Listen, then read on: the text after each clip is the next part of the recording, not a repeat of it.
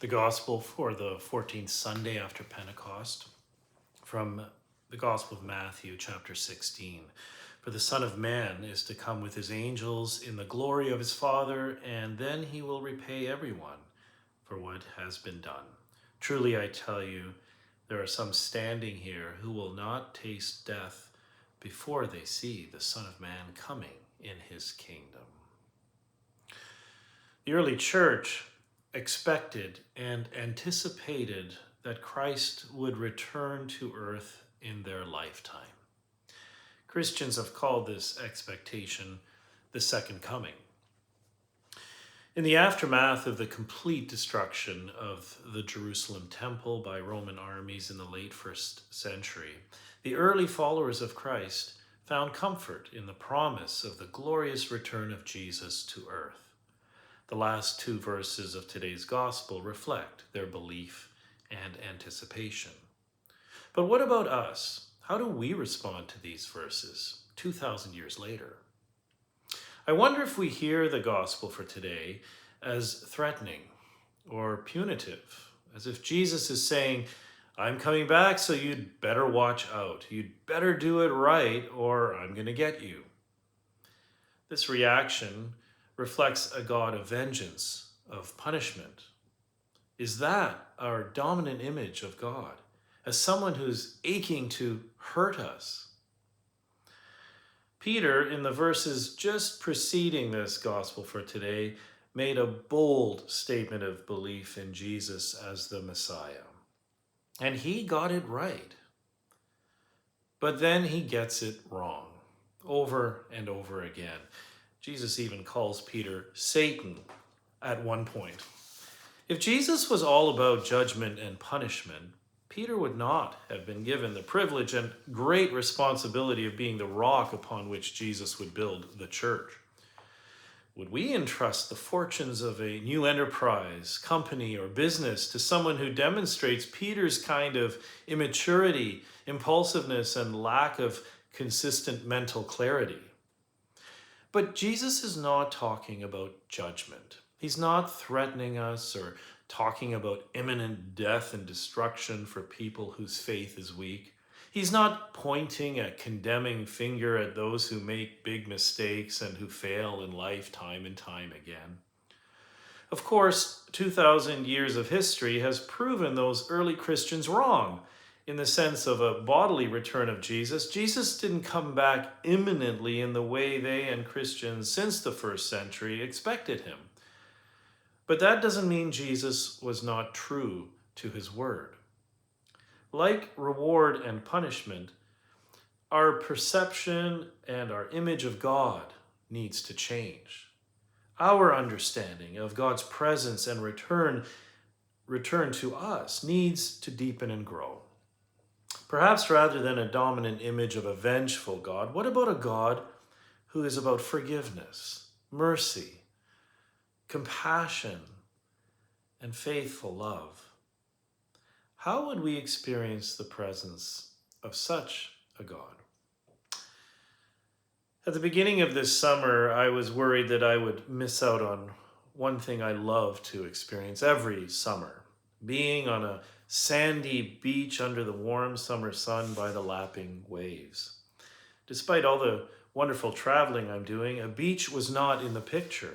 You wouldn't think that a backcountry canoe camping trip into the northern reaches of Algonquin Park would render a sandy beach experience. Most of this area is Canadian shield rock and pine.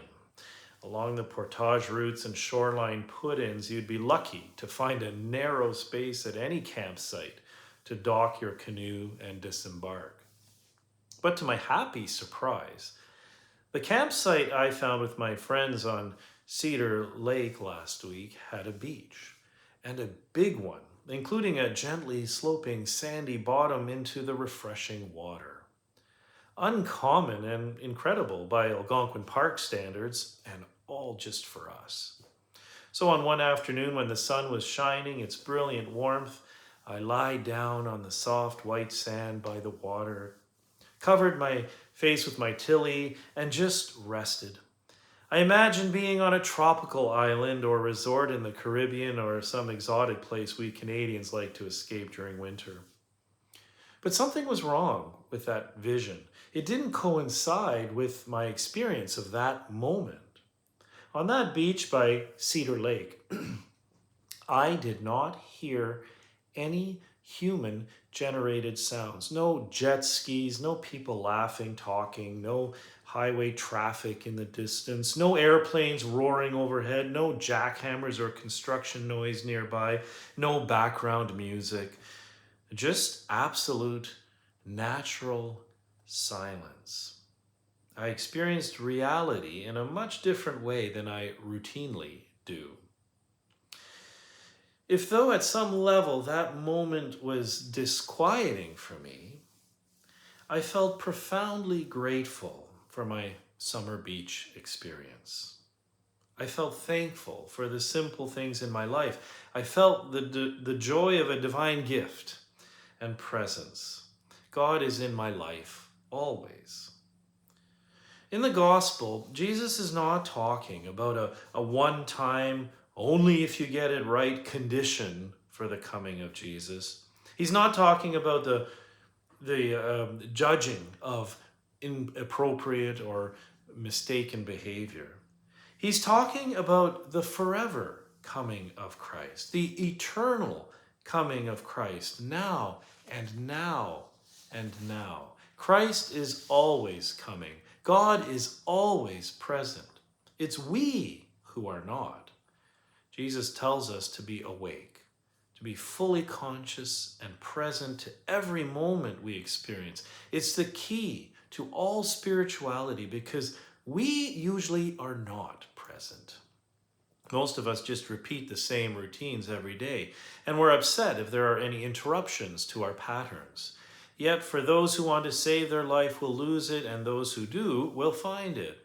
It's ironic that to save our lives, we need to stop our usual patterns and pay attention to those moments and places and people that take us off our routine and out of our comfort zone. This grace of God often comes to us unexpectedly because God is found in the interruptions, the continuities, the exceptions, the surprises, the space in between the noise of our life. God has to catch us literally off guard. When we are present, we will know the presence. It is that simple and that hard. In the Garden of Gethsemane, the last words Jesus spoke to his apostles were, "Stay awake." In fact, he says it twice. Because Jesus comes to us always, over and over again. We need to practice staying awake to recognize Jesus with us. A word of caution, we need to practice being present to presence, yes. But staying awake does not come from willpower, but from a wholehearted surrender to the moment as it is. It's largely a matter of letting go. We let go of our resistance to what the moment offers. We quit clinging to a past moment. It is an acceptance of the full reality of what is right here and now. Practicing this is the task of our whole lives. We cannot get there by any willful method or any technical fixes whatsoever. We can only be there. The purest form of spirituality is to find God in what is right in front of us.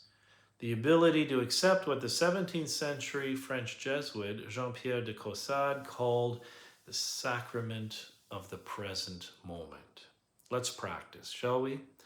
Let's practice the presence of Christ here among the church, and especially when we receive the sacrament of Christ's presence at the Holy Meal every week on a Sunday morning in your local church. Christ is present because God is love. Thanks be to God.